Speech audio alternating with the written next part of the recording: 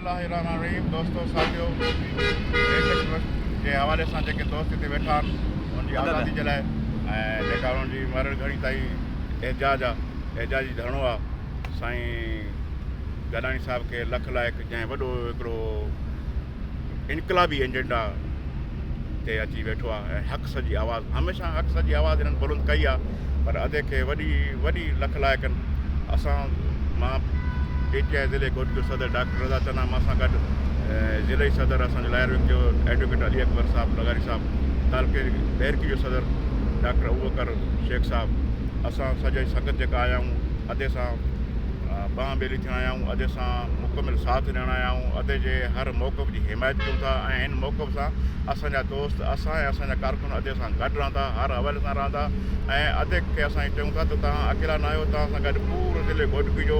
असांजी PTI जी team तव्हां सां गॾु आहे, सिंध जी टीम गॾु आहे। मां हाणे ई साईं हालिम शेख साहब जी अदे जी ॻाल्हि करायां थो, सूबे सदर बि तव्हां सां गॾु आहे, मरकज़ी बैरिस्टर सां जी कोशिशि कयां थो, उहो बि तव्हां सां ॻाल्हाए थो, उहो बि तव्हां सां गॾु आहे। हक़ सॼी गॾु तव्हां जे लाइ आवाज़ु बुलंद कयो आहे, इनशाला तव्हां सां गॾु आहियूं ऐं बेशक इन्हनि माण्हुनि खे निंदणु खपे। असां SP घोटकी जे लाइ त तुरत IG खां इहो मुतालबो कयूं था त जेकॾहिं तूं पंहिंजो पाण खे साफ़ु रखे थो, IG साहब मां तव्हांखे वारन कयां थो त महिरबानी करे पंहिंजे SP खे जेको आहे हाणे लगाम ॾियो। तव्हांजो SP जेकॾहिं इन्हनि ॻाल्हियुनि में मुलुस न हुजे हा, इन्हनि सां पाथारीदारनि में जेकॾहिं कमीशन जो भाईवार न हुजे हा त शायदि एतिरा अॻुवा घोटकी में न थियनि। जॾहिं खां वठी तव्हां सख़्ती कई आहे त 2-3 ॾींहंनि में हाणे साॻियो माण्हू बि थोरो वापसि थियणु शुरू थियनि था, माण्हुनि खे जेको आहे मुक़ाबले में कूड़ा सचा ॾेखारे तव्हां मारणु बि शुरू कयो था। इहो छा आहे? माना जो मक़सदु आहे तव्हां उन में बराबरि जा शरीक हूंदा हो, जॾहिं तव्हां खां पोइ जेको सख़्ती सां ॻाल्हाए थो त पोइ जेको आहे तव्हां रिज़ल्ट ॾियणु शुरू कयो था। असां हर हवाले सां तव्हांखे चऊं था त रीतिक असांखे वापसि ॾियो, असां कंहिं बि सूरत ते जेको आहे इहो कोन बर्दाश्त कंदासीं। रीतिक जहिड़ा ॿिया बि जेके दोस्त असांजा ॿियनि ज़िलनि मां तालुकनि मां जेके माण्हू वॻा थियनि उहे बि वापसि कयो ऐं जेकॾहिं जंहिं ज़िले जो जेको SP आहे उहो जो ज़िम्मेवारु आहे। तव्हां चवंदा जेकॾहिं ॾोह थिए थो त SHO ज़िम्मेवारु आहे, उहो SHO बि ज़िम्मेवारु आहे, पर उहो SHO जेकॾहिं 8-10 लख ॾेई करे SP करे अची करे थाणो विकिणी करे वेहे थो अची त पोइ जो ज़िम्मेवारु केरु SHO न आहे, SP बि बराबरि जो शरीक आहे। SP सां गॾु पोइ असां मजबूरन चवंदासीं त उतां जो IG बि बराबरि जो शरीक आहे। जेकॾहिं IG तव्हांजी असांखे साख जी ख़बर आहे, तव्हां भला माण्हू आहियो, महिरबानी करे पंहिंजी साख खे बहाल करणु चाहियो था त हिन SP खे हिकदमि हिन खे वारन कयो त असांखे पंहिंजा अॻुवा थियल माण्हू वापसि करे, जीअं बि करे जाॾो बि करे। हिननि जा सोर्सिस आहिनि, हिननि जा राब्ता आहिनि, हिननि जा तालुक आहिनि, हिननि खे का शइ ॻुझी न आहे। मां दावा सां चवां थो, मां 94 खां वठी सियासी प्लेटफॉर्म ते रहियो आहियां, नवाज़ लीग जो सदर रहियो आहियां, मूंखे हिकु शइ जी ख़बर आहे, मां गवर्नमेंट में बि रहियो आहियां, अपोजिशन में बि रहियो आहियां। मां 28 सालनि खां वठी हिननि जी अलाह साईं महिरबानी सां गवर्नमेंट जूं जेके कमेटियूं ठहियूं आहिनि उन ख़िदमत कमेटियुनि जे मरकज़ी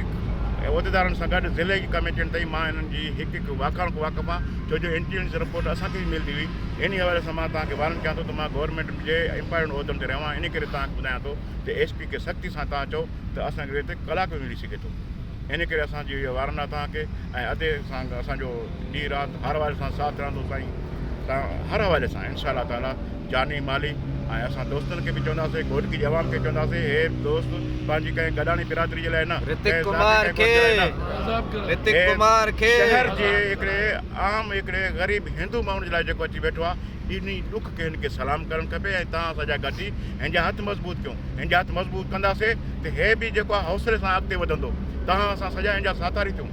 ईअं न आहे जो सॼा हाणे वेही करे तमाशो ॾिसी पंहिंजे घरनि में पिया हुजूं, छोरो हिन जी ड्यूटी न आहे जो राति ॾींहुं निंड पेटा हे हिते वेठो हुजे। हिन जी हर क़िस्म जी सपोर्ट थियणु खपे। हिन खे बि पंहिंजा ॿार बचा ज़िंदगी कमकार दुनियादारी पंहिंजी आहे, तंहिं हूंदे बि उन्हनि सॼनि खे पोइ धिके करे अची करे जेकॾहिं वेठो आहे त हे शइ हिन खे बि घटि में घटि शाबाश जो लाइक़ु आहे, घटि में घटि हिमत जो लाइक़ु आहे, घटि में घटि जो साथ संभाल लहण जो हक़ आहे। इन करे तव्हां असां दोस्त जंहिं बि तरीक़े जी मदद करणु चाहियूं था, असां अदे जी मदद कयूं, अदे जा हथ मज़बूत कयूं त ज़ाहिर आहे पोइ जेको आहे आवाज़ु जेको थोरो हूंदो उहो आवाज़ में वधीक ताक़तवर आवाज़ु हूंदो ऐं इनशा ताला हिन आवाज़ खे असां अॻिते वधाइण वारा आहियूं। मां तमामु एजेंसियुनि ऐं लॉ एनफोर्सिस खे ॿुधाइणु चाहियां थो त हीअ आवाज़ु सिर्फ़ु घोटकी ताईं न, हीअ घोटकी वारो आवाज़ु इस्लामाबाद जे ऐवाननि ताईं पहुचंदो,